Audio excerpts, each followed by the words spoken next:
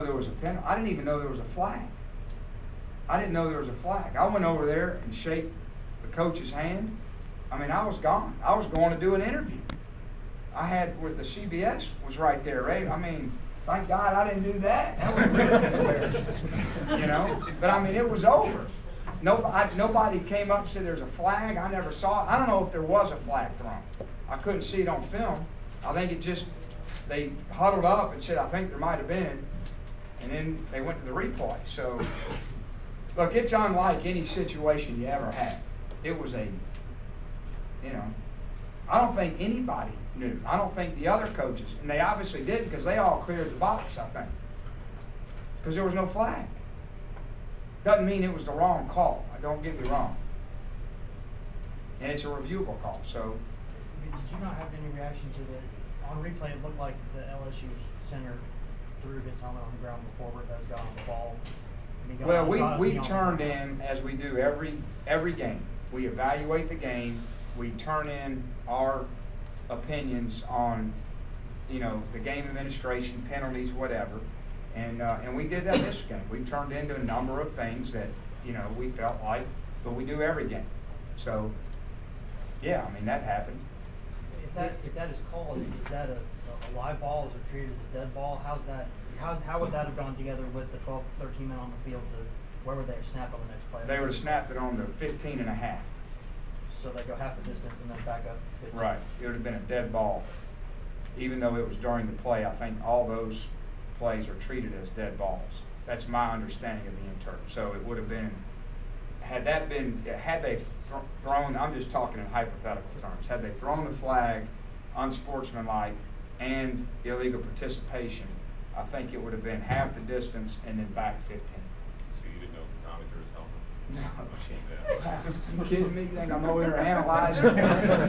I'm ready to get off the field. Get on the bus. But that call should have been made. I'm not saying that. All I'm saying is we've turned in a lot of calls to the conference office, and we do that every week. It's not unique to this game, and that's not really something I can comment on or should comment on, whether it should or shouldn't. That's something the conference can comment on. More calls this week than usual, Derek? I don't want to get into that. We turned in a you know.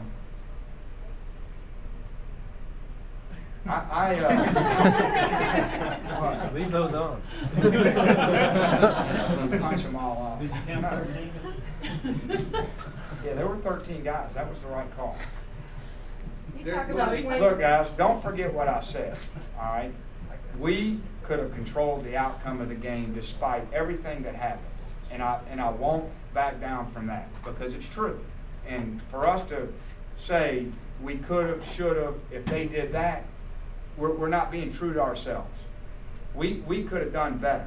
And a championship team, if we're going to win championships, that's what we got to do. That's the standard. Let's talk about the 24-hour rule. Some are harder to get over in 24 hours. Is there anything you can say or do at practice today that you don't have this lingering burden? Well, I canceled practice today. We're going to do the same schedule as last week. So I thought it was important to bring them in yesterday, given what happened. So I didn't want them to have a day off, all right, and have all the fans and their parents and their families talk about how they got, you know, screwed, because that's not the case. All right, I brought them in, and we need to talk about it, and we need to be accountable for it, and that's it. That's what men do, and I don't mean that as a sexist comment, but that's what people do. Maybe I should say. All right, that's what people do. And so I thought it was important to get them in there yesterday and shape the message. So today they can refocus. And when people come up to them today and they say, no, it's our fault. It's our fault. Matt Sims has now been sacked 16 times in 3 games. Are you worried about him and his body being able to hold up through the rest of the season? I'm worried about everything when we pass the ball from a pressure standpoint. I mean, 16 times in 3 games. I do a sack report for our team every year. And it's really amazing. When you sack an opponent, I think the number is about in the high 88% or so, 87%.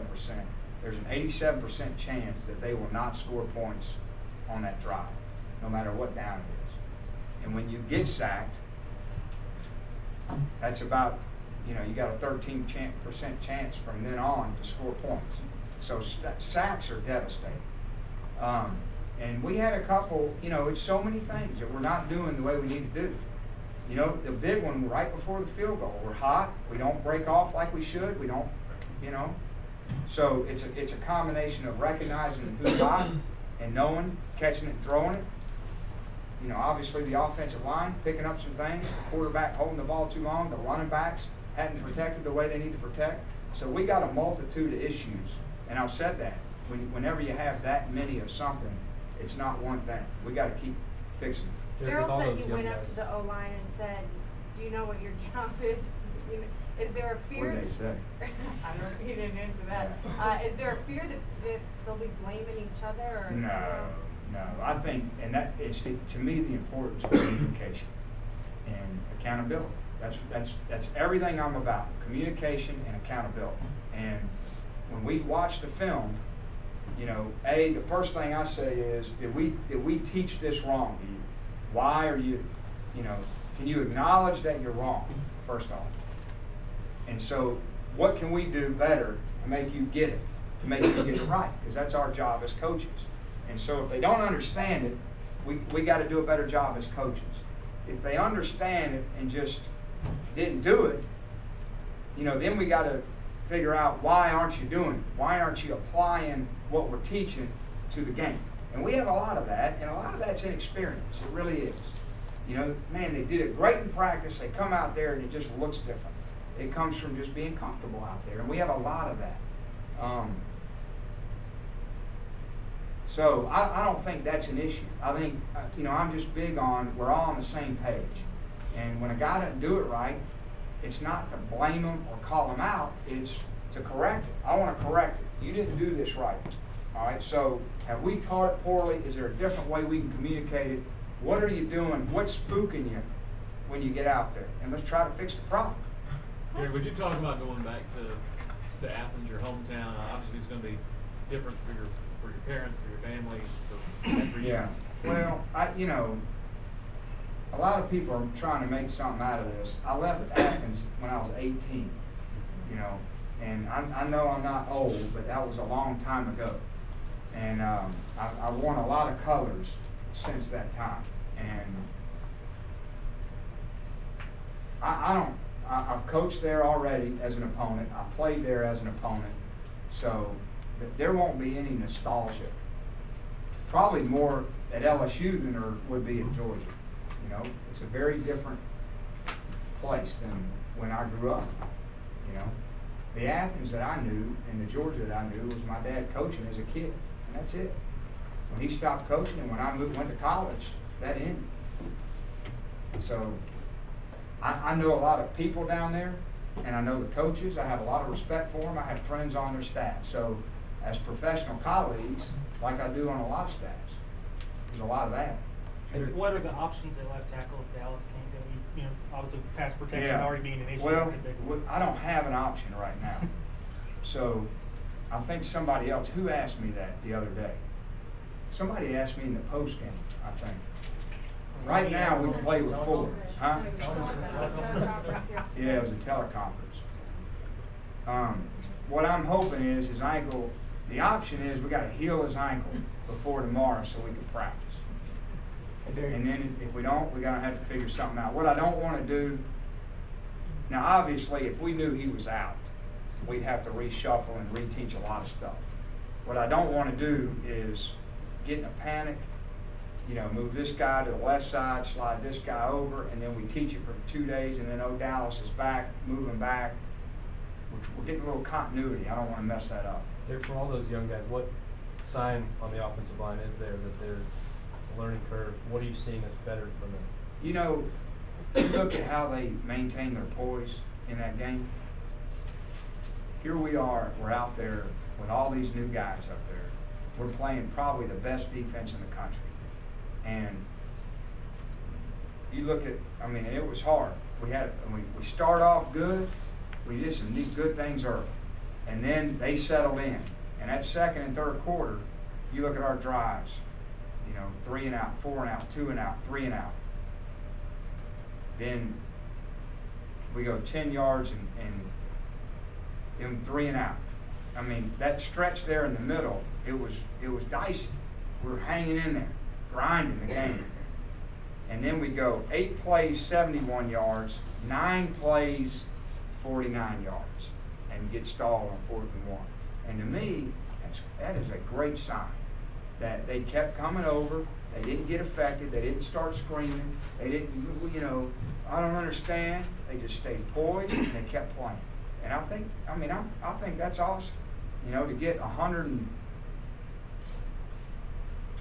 120 yards in the last 2 drives against the best defense in the country, it means we're staying with it. We're staying together, we're communicating, we're trying to work through it, and it just shows that if you do that over time, it's going to come. I know there's a lot of talk about the third down offense before Saturday's game and the negative parts, and now take something positive out of it. I mean, to think we were going to go in there and go 7 of 15 on third down, I don't think anybody thought that, except our players and coaches. So it was obviously good to have Gerald Jones back. He makes a difference throwing the ball because of his experience, his dependability. He's strong, he's physical, he's got good hands. And so we obviously went right to him. We'd be pretty stupid if we didn't. And now, they're going to know, so the other guys got to play better. But that was a big boost to get those first couple of third down conversions. Derek, I'm sure you've seen the statistics. The team is 11 of 12 in total defense in the conference, 376 yards a game, something like that. Is that a testament to your opponents, or where you feel like you're at on defense right now? No, that's where we are. Yeah, they don't have anything to do with our opponents. We're not very good, but we're being resilient. We're playing good in the red area, and we're getting turnovers. And that's the important thing, is fighting, competing, being resilient, not getting affected. I mean, the first play of the game, it's easy to go,